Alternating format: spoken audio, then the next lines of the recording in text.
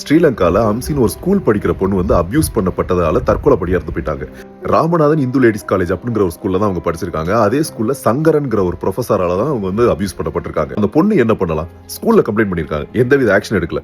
போலீஸ்ல கம்ப்ளைண்ட் பண்ணாலும் எந்தவித ஆக்ஷன் எடுக்கல. சரி, ஓகே, அதுக்கப்புறம் ஸ்கூலே மாத்திருக்காங்க.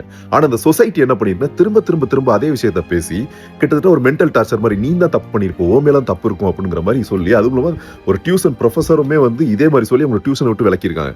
சோ இதெல்லாம் நடந்ததுக்கு அப்புறம் மென்டல் பிரஷர் தாங்க முடியாம அந்த பொண்ணு மாடியில இருந்து கீழே குதிச்சு தற்கொலை பண்ணிக்கிட்டாங்க. அதுக்கப்புறம் ஏகப்பட்ட ஜஸ்டிஸ் கேட்டு போராட்டம் நடந்துட்டு இருக்கு ஸ்ரீலங்கா ஃபுல்லா. இதுல என்னென்ன ஒரு சிலர் சொல்லுவாங்க, இதெல்லாம் எங்கேயோ தானே நடக்குதுன்னு. எல்லா இடத்துலயுமே நடக்குது. வேலைக்கு போற இடத்துல, படிக்க போற இடத்துல, வெளியில போற இடத்துல, இந்த மாதிரி எல்லா இடத்துலயும் நடக்குது. நிறைய பேர் என்ன பண்ணுவாங்க, சகிச்சுக்கிட்டு சரி போ, நமக்கு இதெல்லாம் தேவையில்லாத பிரச்சனை, நம்ம வேலையை பார்ப்போம் அப்படிங்கிற மாதிரி போயிடுறாங்க. அதுல ஒரு சிலர் மட்டும்தான் இதை எதிர்த்து குரல் கொடுக்குறாங்க. அப்படி எதுக்குற ஒரு சில குரல் வலைகளையும் நெரிச்சிட்டோம் அப்படின்னா, அவங்களுக்கு தேவையான ஜஸ்டிஸ் கிடைக்கல அப்படின்னா இது தொடர்ந்து நடக்கும். யாருமே எதிர்த்து குரல் கொடுக்கவே மாட்டாங்க.